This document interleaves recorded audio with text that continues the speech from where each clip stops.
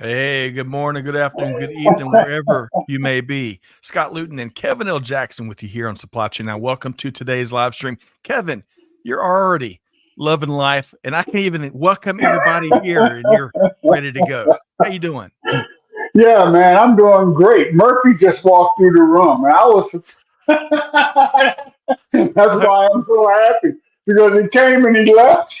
You're talking about Murphy's Law, I bet, right? Yes, yes. Okay. Well, we are, knock on wood, Murphy's Law, Mr. Murphy, Mrs. Murphy, whomever is not going to be with us here on the Buzz. So, Kevin, today, it's all about the Buzz, where every Monday at 12 noon Eastern Time, we discuss a variety of news and developments across global supply chain and business. And, folks, as y'all know and love, the second Tuesday of each month is the Digital Transformers edition of the Buzz, where we tend to focus a lot more on technology. And, Kevin, today, not only am I joined by the one and only Kevin L. Jackson, but we're going to be joined by Anton Karnikov, co-founder and vice Yes. president of application delivery with Expert Minds, who's going to join us about 12:25 p.m. Eastern Time to talk supply chain technology and a whole lot more. Kevin, that's going to be a great show today, but great guest, right? Yeah, I was wondering.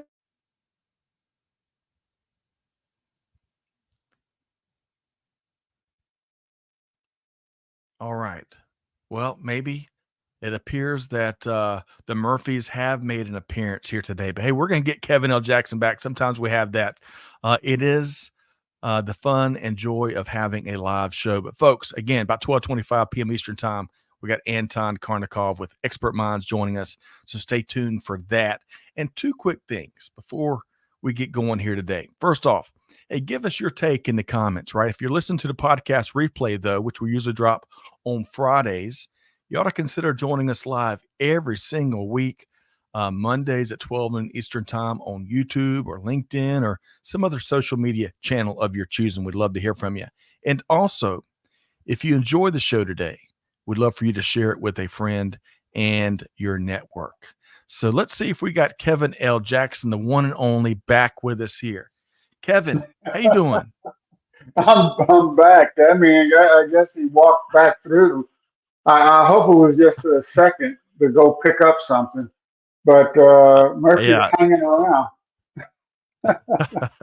Well, great to have you back. Appreciate the great work you're doing here and at Digital Transformers, which is the series that folks can get wherever they get their podcast.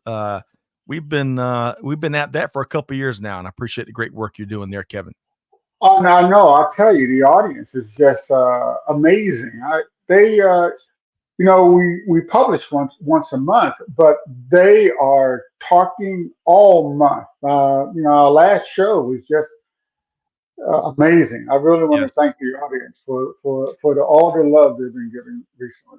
Well, Kevin, we're going to talk about that last show in just a second. So hold that thought for just a second. Speaking of our audience, they're the best in the world.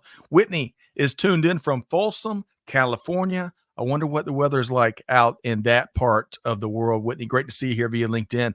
And Nadeem is back with us via LinkedIn. Hello to you, Nadeem. Let us know what part of the world you are tuned in from as well. And as our friends behind the scenes, Amanda and Catherine, thanks for all you do.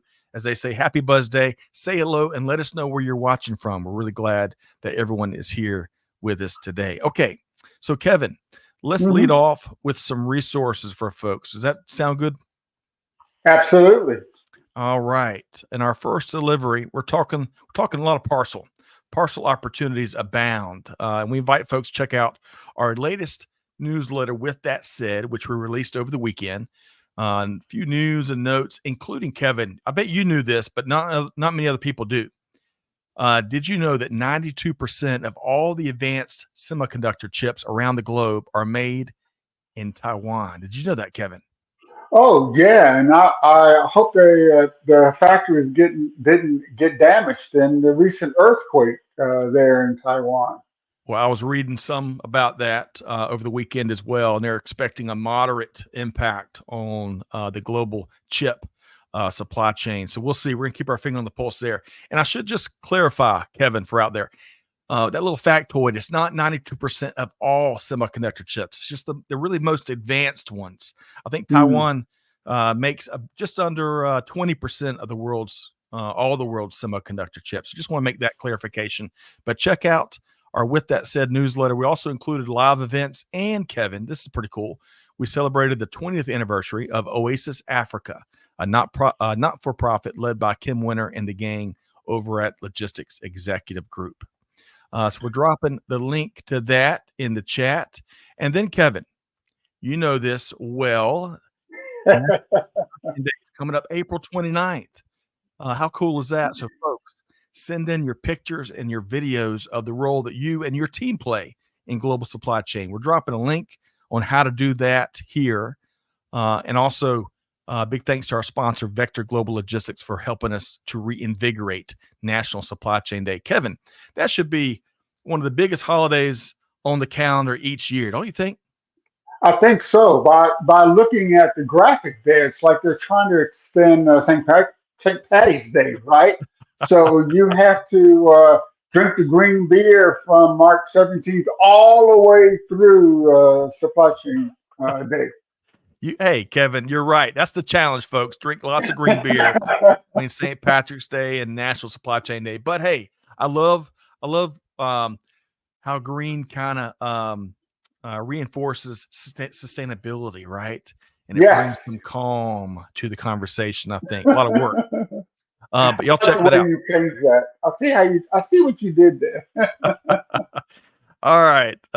So let's see here. National Supply Chain Day, again, April 29th, folks. Mark your calendar. And just like I mentioned a minute ago, Kevin, we have been getting a lot of reaction to your most recent episode of Digital Transformers, featuring, let's see here, Art Seabolt and Altif Brown. Y'all dove in a lot on Web3, blockchain, data security protocols, and a whole heck of a lot more. What was your favorite part of this conversation, Kevin? Well, to be honest, this was the inaugural edition of the National DigiFoundry Speaker Series that I've been pleased to be associated with over the past six months. And what's really important about that is that they're leading the way in advanced digital ledger technology. They got everybody's heard of blockchain. That's right. just one type of digital ledger technology. And Constellation Network has a completely different kind. It's called direct acyclic graph. And what's the difference between blockchain and DAG, as they call it, is like DAG is serial. Like it's like you have to do one step after another.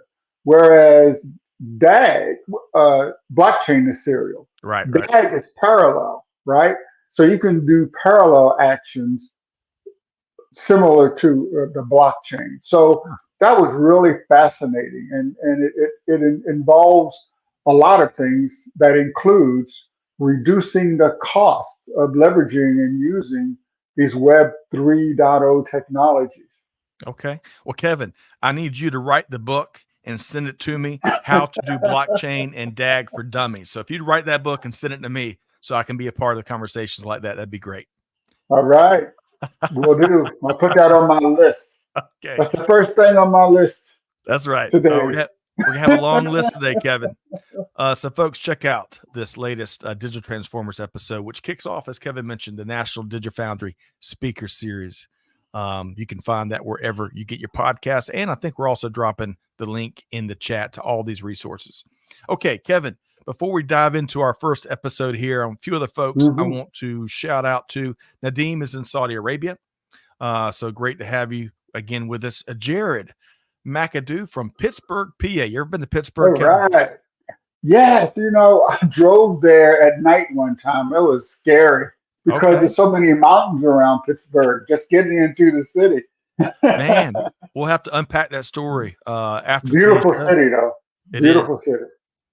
Saul Gerardo, good morning from Ames, Iowa via LinkedIn. Great to see you here, Saul.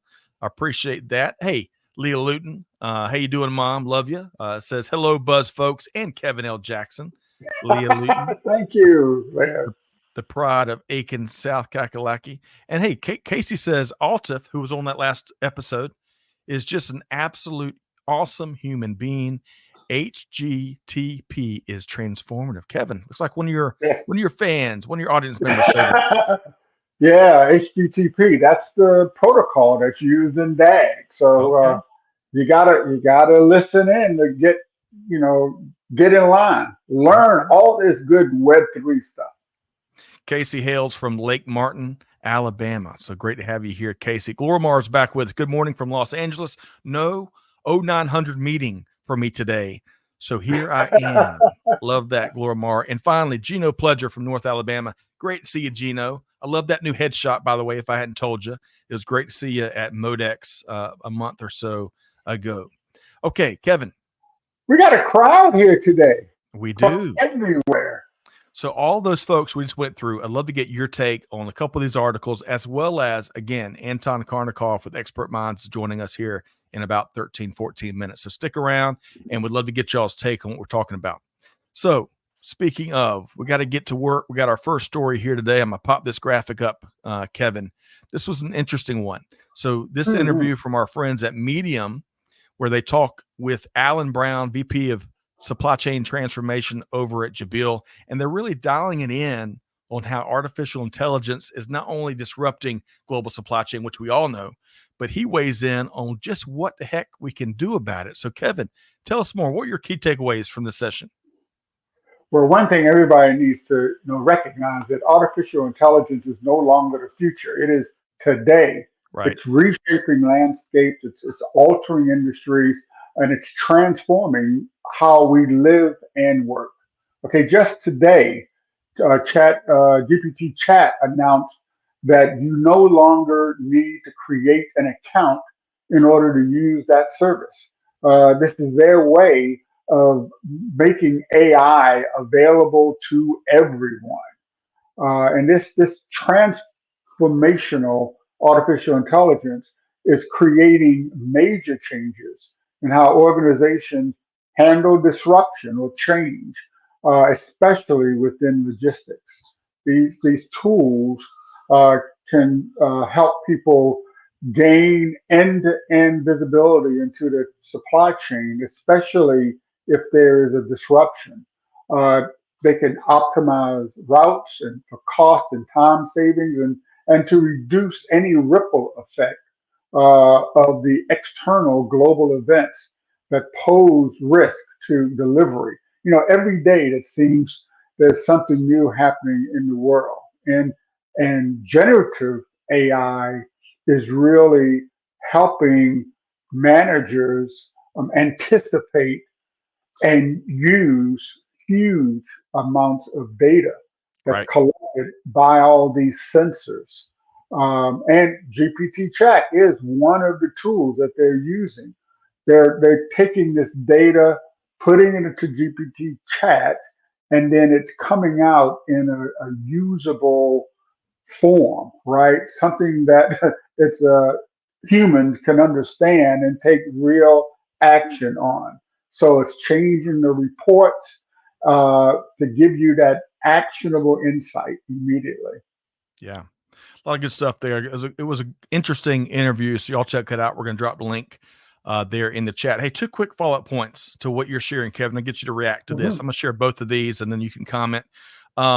First off, I was reading over the weekend that Google, for the first time in their search engine history, about 25 years, is considering adding a charge for users that want to use the higher end AI powered search as Google continues to kind of figure out how they want to compete against Chat GPT that you mentioned. So I found that to be interesting. And then back to this interview with Alan Brown here. I Yeah. loved this quote that was about halfway through it. He says, quote, "If you don't have a uniform approach for data governance and management across your supply chain organization, or ideally your entire business, AI tools won't be your saving grace," end quote. Kevin, react to either one Yeah. of those points. Well, on the Google thing, they better, take a second look at that because it looks like GPT Chat has recognized that that's why their service is already free, and now they're saying, okay, everybody just take it. I mean, you can. Google has a problem there. Right. and Microsoft too. And with respect to AI in general, it's not just for it's not just for work. It's also for your personal life. It helps you understand take a much broader view of the world, and it's becoming critical in order to understand how all of these things in your life link together. Yep. So don't be afraid of this new tool that you can use at work and to enrich in your own life. That's right. Don't be scared, folks. Don't be scared. Hey, Kevin, can you imagine? Can you imagine back in your days working on projects at NASA, sending satellites to the furthest Mhm. reaches of the solar system? Imagine if y'all had AI back in that day. Could you? Have you ever thought about that for a second? We'd already, be traveling at light speed if we if we Right. had AI back then. I mean, we Oh, wouldn't have just gone to the moon and just left it alone. I mean, it took us 50 years to get back. That's I know. horrible. Well, I tell you, you and I could talk for hours about this, but I'm really interested in this next phase of space exploration here, and Yeah. of course, we're going to have some great space supply chain related shows coming up with digital transformers. So, folks, y'all stay tuned. Hey, look here, Nadeem, high praise here. I want to be a moderator like Scott Luton one day. Love you, man. Me too. Me too. I'm an apprentice here trying to learn from Scott. Well, Nadine, high praise. Great to have you weigh in on what you're seeing out there. All right. So we got to get quickly to this next story here, Kevin. Let me unpack this a bit. So, did you know we've got a birthday to celebrate, Kevin? Did you know that mainframe computing technology turned 60 years old over the weekend? And somewhere there was a parade, undoubtedly. So, Yes. interesting. Interesting read here via our friends over at CIO Dive. Now, despite cloud technology rising to prominence, of course, Kevin was one of those that wrote the book on cloud technology, but still many industries still lean heavily on mainframe computing, such as the financial industry. According to Hmm. IBM, more than 3/4 of the top 100 banks are mainframe users.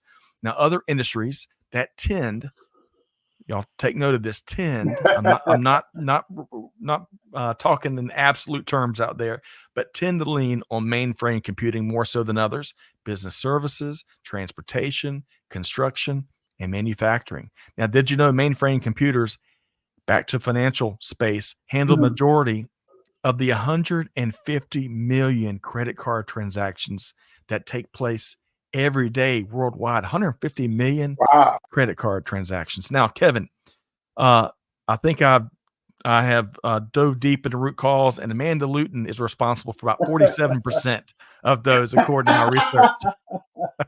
But like many aspects, back to the story, many aspects of global business, the talent pipeline is a big concern in the mainframe space. Forrester says that's been the case for over 2 decades. However, many say the talent gap continues to deepen despite several initiatives out in the industry that are trying to help to some degree. Kevin, your thoughts here when it comes to mainframe computing? The rumor that mainframes are gone is false. All Mm, right. That's a fact check. Mainframes handle like 68% of the world's production IT workload, right? Um, and there's like uh, an IBM Z16 system has like 40 terabytes of memory. How many times have you been working, your laptop sort of freezes up because it runs out of memory? You never get that with a mainframe. mm, Um, and a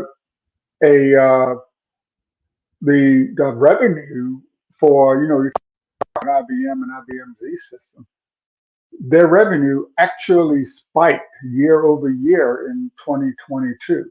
So yeah. people are still buying mainframes, many from the government. So mainframe is not going away anytime soon. So happy birthday, mainframe. So it is fascinating to think about things.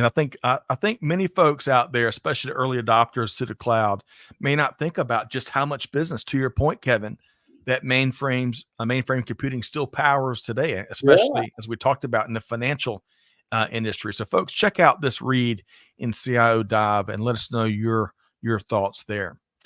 All right, Kevin, we're about to bring on our guest here in just a second. But before I do, Jordan is tuned in from Denton, Texas via LinkedIn. I wonder where Denton, Texas is, Kevin. You ever heard of Huh. it? Yeah. No, I haven't, but I wonder if it's near San Antonio. I go there quite a bit. Okay. Well, Jordan, let us know where Yeah. in the big state of Texas Denton is. And Nadeem says So, Chat GPT is great. But Nadeem says at the same time, it's spoiling our kids too, as this limits their efforts to learn their writing skills. What's our thoughts there? He's asking Nadeem. Kevin, what do you think about that? well, you said that, they said the same thing about Google, said the same thing about television. They said the same thing about radio.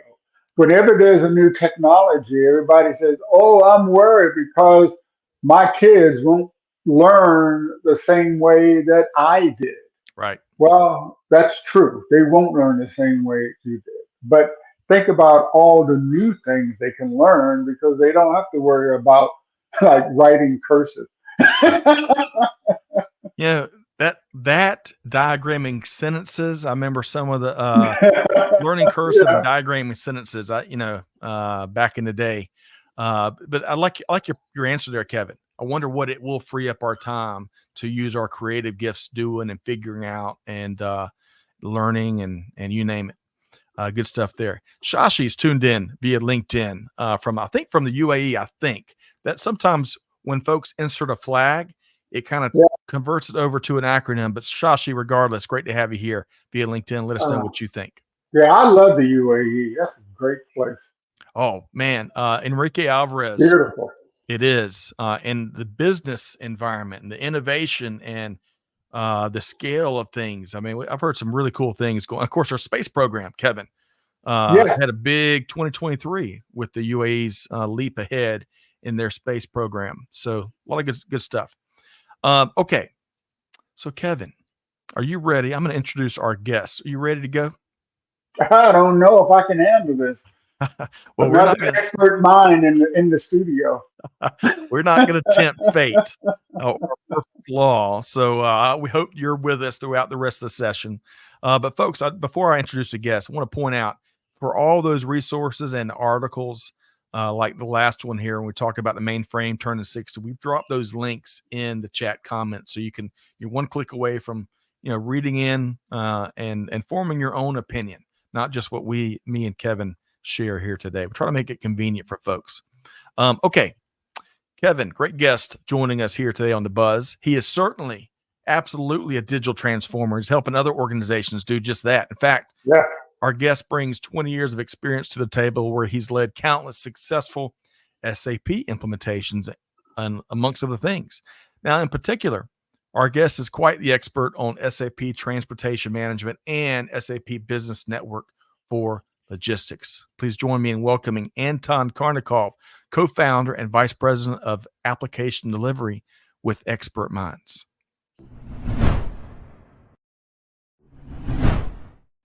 Hey, Anton, how you doing? Hey, Scott. Hey, Kevin. Doing great. Thanks for having me. Hey. Great to have you back. We thoroughly enjoyed our webinar from a few weeks back. In fact, we're going to drop a link to that webinar in the comments for folks who want to check it out on an on-demand basis. Now, Kevin, Yeah. we've had quite the wide-ranging technology conversation thus far. Are you ready to move on? We got a little fun warm-up question Well, we're going to pose to Anton in just a second. Are you ready to go, Kevin? well, actually, I just wanted to mention that last year I spent a lot. I went to SAP Sapphire and did a lot of with the S4 HANA and learned so much about the power of SAP. Mm. So I'm ready to learn more from Anton. I opened up a little spot in my head, my brain right here. I bet Anton was down there. We'll see. But speaking of places to go, Anton, before we get into the conversation and talk a lot more technology, Minneapolis, you live up in Minneapolis, Minnesota. wonderful town, growing town. I spent some time in just a month or so ago. What is one thing that folks just got to check out when they visit Minneapolis, Anton? Yeah, we've moved here about 2 years ago, so we're still making our way through all the great places. Love the town, love the city. Mhm. I'd say if you're a sports fan, you can't go wrong, right? Every major league team for every sport is here, so Right. whatever is your cup of tea, it's great. But probably the thing that I was most surprised about was the Minnesota State Fair. I am not a state fair kind of Oh. guy. I've been to state fairs in other places, and I generally avoid them. But the Minnesota State Fair is the real deal. The food is unbelievable, even though the crowds are, there are a lot of people, but it's worth it. So I'd say check that out. I think it's a good one. I love that. Kevin, you ever been to Minneapolis? Yes, I've been to Minneapolis, and it's a beautiful city when the sun is out in the summer. I've been there. I've been there in the winter too. I mean, it's one of the few places where they have tunnels between buildings so you can stay out of the snow. Stay warm. Well, speaking of which, Hell's Kitchen is a local restaurant, and we're not talking about Gordon Ramsay's chain, but a local restaurant up in Minneapolis that I enjoyed eating with Dan a few weeks back. And also, Anton, the what's the burger with cheese in the middle? I can't remember what they call it there in Minneapolis. Hmm. Gosh, I know what you're talking about, but it's escaping my mind as well. Yeah, there's a lot of great burger places here, and I think my burgers are kind of burger go-to spot nowadays. I still miss. We moved from California, and I will trade any burger place for an In-N-Out any day of the week. It's You like that in and out, yeah. can't beat In-N-Out. That it's still, we go back to California. That's the first place we go to, which is kind of sad. You'd think, but it's it's definitely special for us. all right. Well, y'all are making me starving. Thank you so much, Anton. It's gonna be a burger dinner tonight. We're gonna have to. I wish there was an In-N-Out near our neck of the woods, but I'll save that for another show, Anton and Kevin. So I want to get to work here.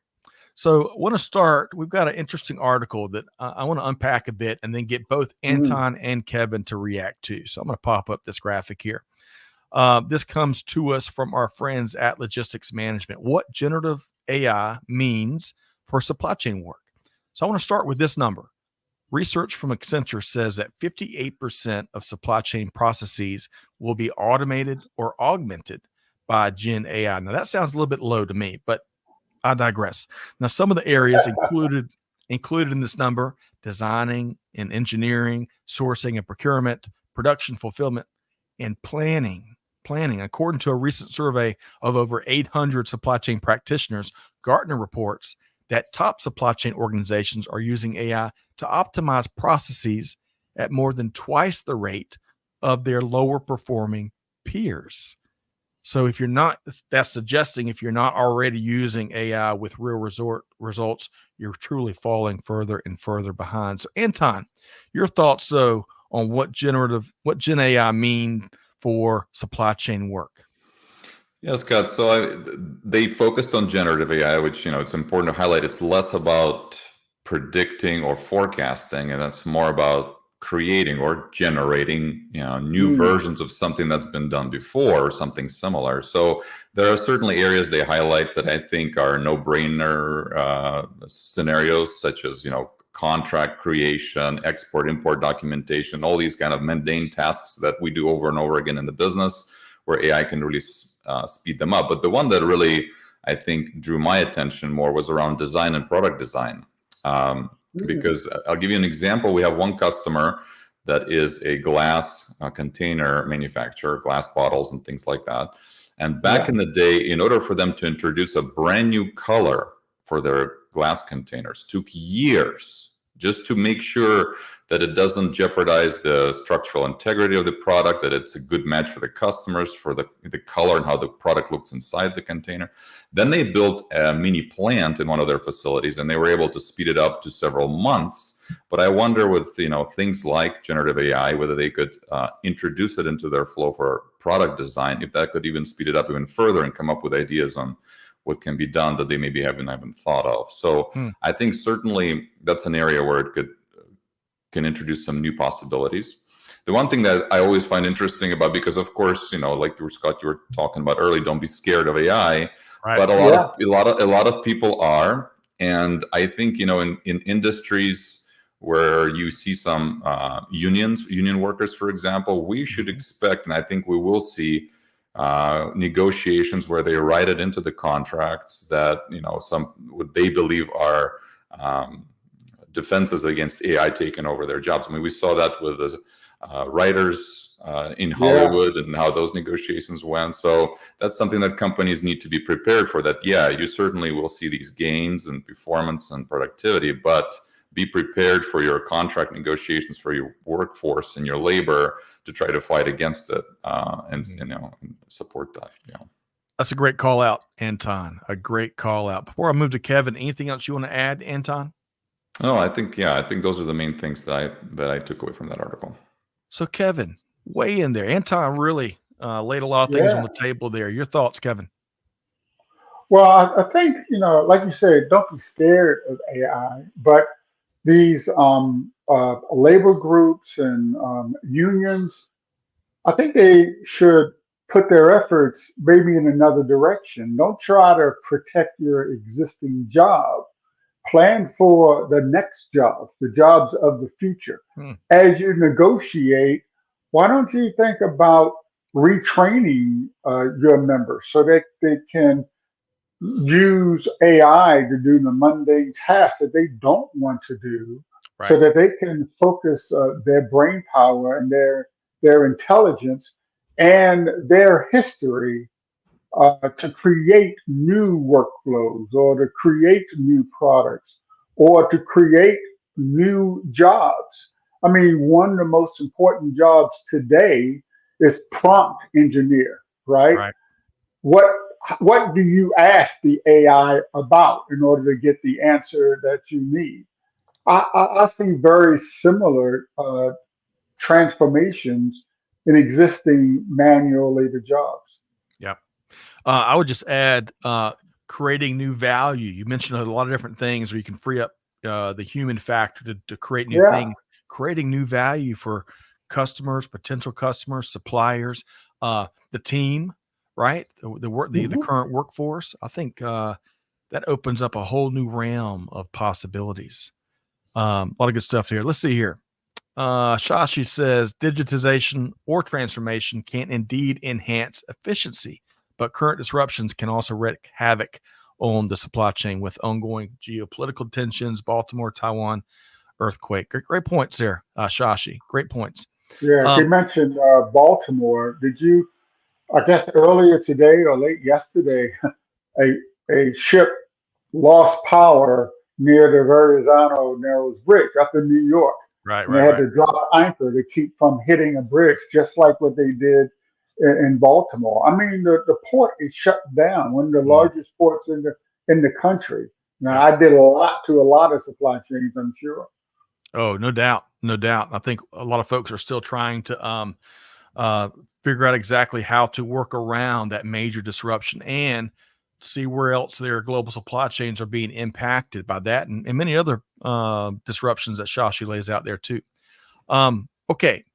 So Anton, given this age of constant change, new technologies, seems like by the day, sometimes by the hour, I really want to pick your brain here today and get you to share some proven, been there, done that tips with our audience, especially when it comes to implementation. Our last webinar, Anton, we spoke a lot about the implementation of new technology in global supply chain, especially from that transportation and logistics standpoint. You've got tons and tons you got experience by the truckload there. So Anton, 3 tips. What are 3 tips that you'd like to offer, especially supply chain leaders out there that are implementing new technologies within their business?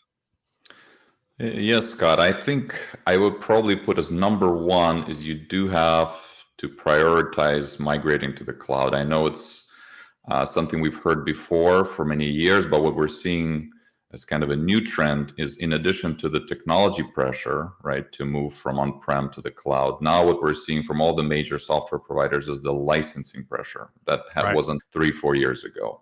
So again, speaking maybe for SAP and Oracle, customers are now in a position where buying any on-premise licensing is pretty much cost prohibitive.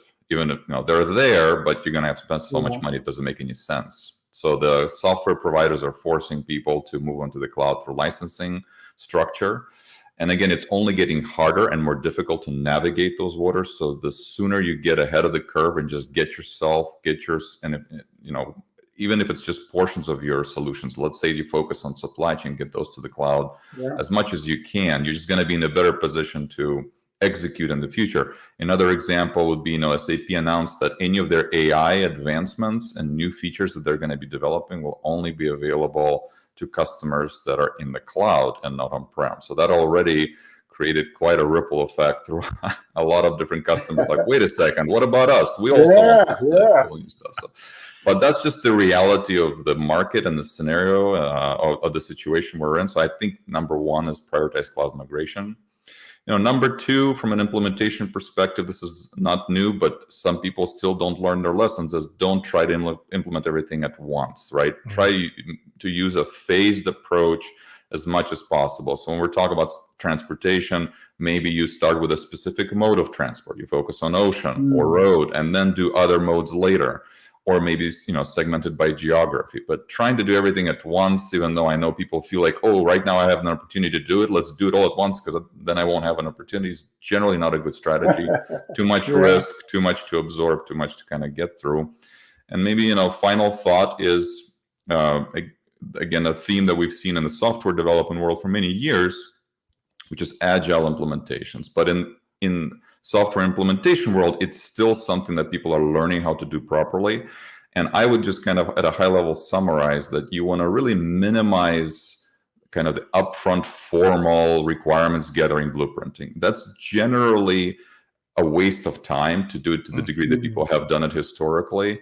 And you want to keep it, what we try to do is keep it fairly informal, get to the 80%. If I know 80%, we're ready to go. Let's start building. Let's start putting a solution together and showing it, putting it in front of people, getting feedback on whether it's working or not working. And that's really the only way to get the necessary feedback to know if you're doing the right thing, rather than trying to write it on a piece of paper and, and sign it in blood before you start any work. So,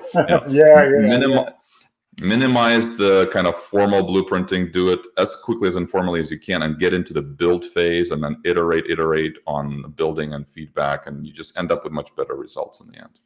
So those would be the three things from an implementation perspective I think I would focus on. I appreciate that. And folks, as you might expect, Kevin, before I go to you and get your take on those three things or other things, we can't cover everything in 5 minutes time. Anton, as I mentioned, has done this countless times. So I bet Anton will welcome a conversation around implementation, best practices, and a whole lot more. Kevin, let's see here. His 3 tips, if I got them right. Prioritizing going to the cloud. Don't do everything at once.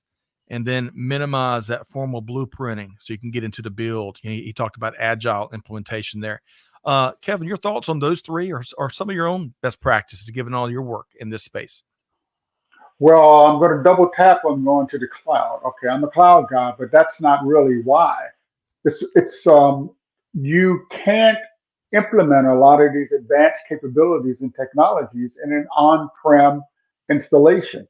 You have to do it in the cloud because of the flexibility, because of the scalability, and the ability to assign resources, scale up, and more importantly, scale down. You can't do this on premise. It costs you way too much money to do that. Right. So if you're going to be competitive, no matter what industry you're in, you must go into the cloud. And on the other 2 points, it's all about continuous change. I mean, Anton was talking about the waterfall design method of software, where you make sure you get all the requirements in place and that's what you're going to build, and you can't change the requirements once you start designing the software. That's a guarantee that when you're finished, what you've built is going to be worthless. So don't do that. You have to, whatever you design, whatever you build, whatever you implement, whatever you deploy, it has to be built for change, has to be built for continuous change. You don't know what's happening in the next hour, let alone the next year. So Anton is right on Yep. with all of those points. Anton, any additional thoughts there on that last big point Kevin was making? About investing into a system, a technology, a platform, an organization that can withstand this constant barrage of change. Any thoughts there, Anton? Yeah, it's always a dilemma we've had to face as an implementation partner, because you get with a customer, what the customer wants is predictability of cost, right? And so Mm, that's the reason they're pushing for that upfront detailed requirements gathering, because they then believe that they have less variability to what happens. That is not the reality. So it's an illusion that by blueprinting it to death, you're going to end up with less change. In fact, you yeah, typically end up with more change to what you're building. And so, but yes, part of what we talk about a lot of the times is, instead of trying to avoid change, you embrace it. It doesn't mean you do everything. It doesn't mean you have endless budgets. It just means you constantly have to reprioritize and figure out what's important, right? You have that conversation, you have that dialogue. What was important to you yesterday might no longer be important today. Great. I'd rather know it now so I can drop it out of the list I'm working on and focus on yeah. the new things that are important. So yeah, I think full alignment there. Good stuff, Anton. I wish we had a few more hours, but with you and Kevin, quite the 1-2 technology and supply chain power punch here. Speaking of punches, really quick, we got a new Mike Tyson fight coming up soon. Kevin and Anton, I want to say it's in June or July. That is fascinating to me. Growing up, we were talking about the '80s a bit in the green room, and man, Mike Tyson in the mid and late '80s, early '90s. That was the event you had to watch his matches. Yeah, So yeah. be interesting to see how that fight with, I can't remember the guy he's fighting. Interesting Much to see how younger that. guy, much younger Yeah. guy. Let's put it Yes, this way. Yeah. Anton. That's Yeah. right. So we'll see. All right, Kevin and Anton, we're gonna keep driving here. I gotta so Anton, on the webinar we talked more, and again we'll drop the link to the on-demand version webinar here in a second. But we spoke a lot about some of the cool things Expert Minds, you and your organization are doing out in the industry, especially helping organizations optimize SAP, leading to big Mm. wins for the business and their people. So, Anton, what's one of your favorite things that you're doing at Expert Minds? Yeah, thanks, Scott. And just for viewers out there, just as a quick reminder, Expert Minds is a implementation partner for SAP, and we especially focus on the logistics solutions. So as you mentioned, transportation management and business network for logistics. And it's always fun to work with the latest technology. We're most of the folks on our team are delivery people. We love to work with the technology and build solutions, and that's always fun. But I must say that one of the coolest things to see for us is, once the project is done, how Mm. quickly the customer is able to take ownership and just be on their own. And a lot of that has to do with that agile implementation we talked about, because they were part of the process way up front, seeing the software way up front and feeling like they had direct input into how it worked. By the time we're ready to go live and we turn everything on, it really doesn't take a whole lot of time for us to be around just from a support perspective. And then seeing the customers use the system on their own, owning it, treating it like their own, like something they designed, Yeah. it's their baby, is always something we take great pride in, and it's an awesome experience to be part of that. I bet so. Kevin, what I heard there is being able to really practically, successfully, and sustainably passing that baton, which has got to be really rewarding in the y'all's line of work. Kevin, your thoughts there? Well, Anton sounds like a trusted advisor, right? That's what you need when you're doing this type of implementation. Someone who can discuss the issues, discuss not only what you need today, but what you will need tomorrow. And someone who can give you the good, the bad, and the ugly with respect to what the customer wants. most people only know what they know. But when you're working with an organization like Expert Minds, who's done this, been there, Right. done that, with many, many other customers across many other industries, they know more. So leverage it. Love Okay, it. leverage it. I thought you were going to go with the Sherpa route. We had such a great live stream last week with our Last friends week, at yeah, Bastion. yeah. Going back to something you said there, Kevin, if your implementer is only giving you good news, you better start asking some different questions. Is my hunch. Yes, Anton, yes. would you agree with that?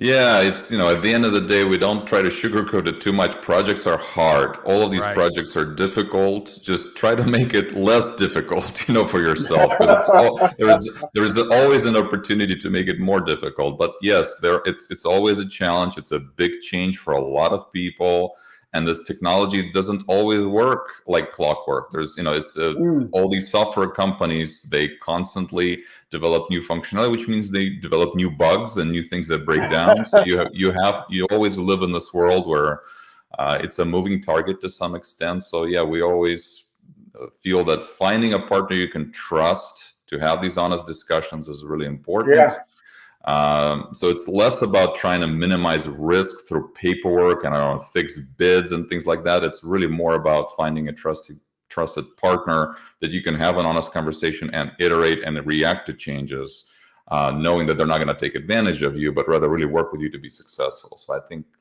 that's the key. Love that, Anton. Love that. And as promised, folks, we'll drop the link to that webinar with Expert Minds and Descartes, one click away from checking out that neat conversation we had. And hey, Nadeem, we're reading your mind. He says, supply chain, thanks. He was about to ask about that link. Hey, predictive live streaming is what we do here, Kevin and Anton. Nadeem, great to have you here today. Anton, a lot of cool stuff. So my final question for you is how folks can connect with you and the organization there at Expert Minds, where SAP done right. I love that. This is from your website. So I want to make sure folks knew that it's Expert Minds with no E on the front end. So Anton, how can folks connect with you and the team? Yeah, thanks, Scott. Yeah, so the best place to start is our website, which is expertminds.net. And we've got, a contact form there. We've got a blog post where we try to share our knowledge as much as possible. And there's contact information for the various people that are there. We also participate in most major SAP conferences. So you've mentioned Sapphire, Kevin. So we're going there this year. We're going to be presenting with one of our customers there. It's always a great place to meet with other folks. So please reach out to me, which my contact is there on the website as well, or through our contact us page on the website, and we'll gladly meet with you, go through whatever questions you have. Always love to share the information. We're all about sharing the knowledge and the information. So always happy to do that. Outstanding, Anton. Outstanding. Kevin, in just a second after we bid Anton adieu, we're going to get one of your patented key takeaways here today. Kevin, you're going to add something really quick? Yeah. I have one question to ask, one more question to ask. What are you doing for the eclipse? It's about an hour away. We didn't say anything about today's eclipse. This is live, right? Yeah. I have 2:00 set on my calendar when it's supposed to just get darker. It's already, it's an overcast day, so it's already dark to begin with. But I guess we're gonna get like 60% or something here in Minneapolis, and my son was telling me that he's got a bunch of kids in his class that are, driving to places that are, I don't know, 4 or 5 hours away, where you're going to get 100% coverage. Wow. So it's not that far away. It's sunny here today, blue skies, no clouds, but we're supposed to get 90% here in DC. Wow. Okay. It was in my blind spot a little bit, Kevin. So thanks for calling it out. And we'll see where folks are, which is the coolest place to view this once in a lifetime eclipse. We'll see. All right. So by the way, Anton, you've got a couple of great questions and comments. I'm not going to, for the sake of time, we can't have them here, but Shashi, hey, great question. And I know, as Whitney says, great question. Reach out to Anton to discuss how expert minds can help. So Shashi, check it out. Grab a cup of coffee with Anton or Zoom, and y'all have a great discussion. Anton Karnikov, co-founder and vice president of application delivery with Expert Minds. Thanks so much, Anton. Really enjoyed today's conversation. Thank you, Scott and Kevin. Great conversation. We will see you soon, my friend.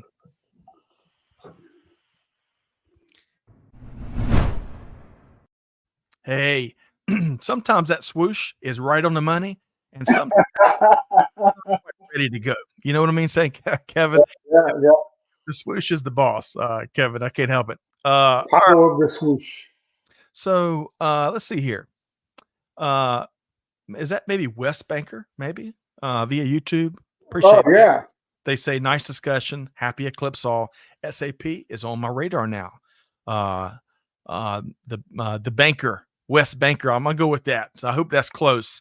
But great to have you here today.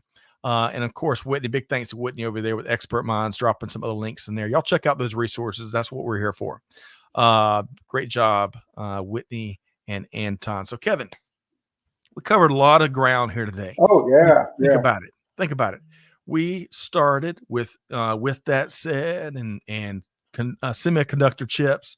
That we moved into a great interview about AI disrupting, but creating opportunities in global supply chain. We went to mainframe computing and sang happy birthday and had a birthday cake, you name it.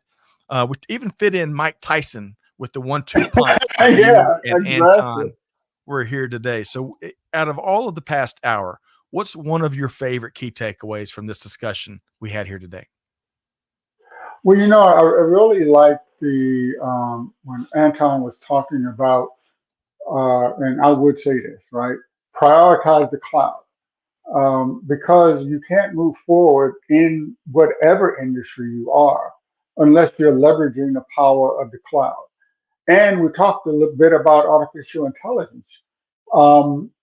Artificial intelligence, machine learning, a lot of the business capabilities that you need to be competitive can only be accomplished if you're on the cloud.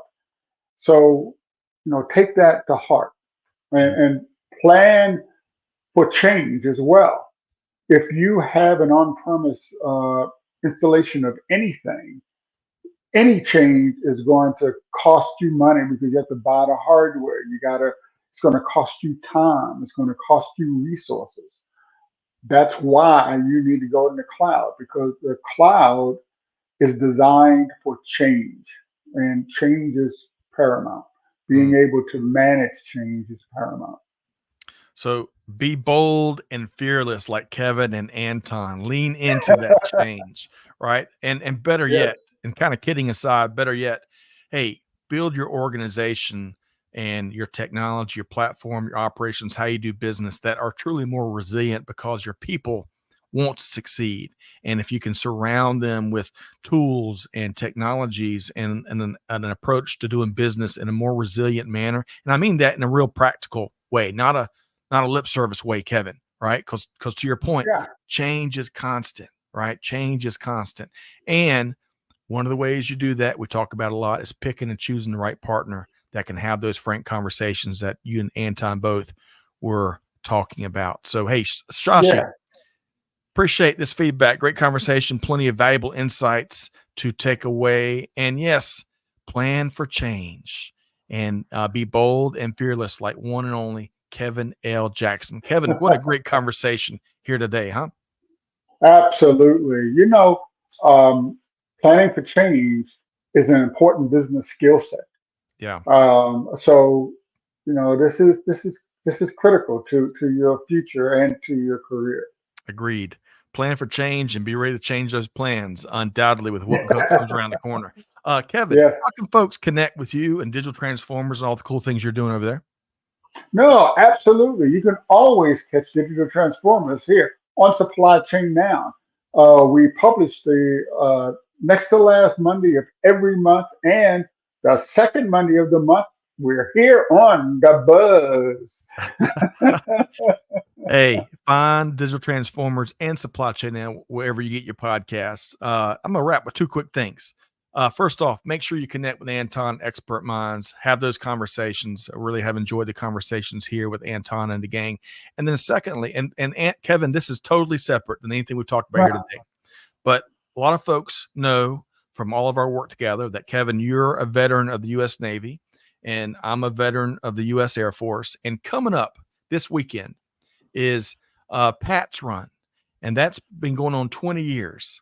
And if you don't know what we're talking about, it is it honors Pat Tillman, who lost his life in Afghanistan, and former NFLer. Kevin, he turned down a $3.6 million contract with the Arizona Cardinals because he didn't want to walk away from his commitment to serving the country and that's amazing. his Army unit. It is. So, folks, they have Pat's Run, which raises money for military families and veterans at a variety of cities across our nation, coast to coast. We're supporting and volunteering at the one near Atlanta.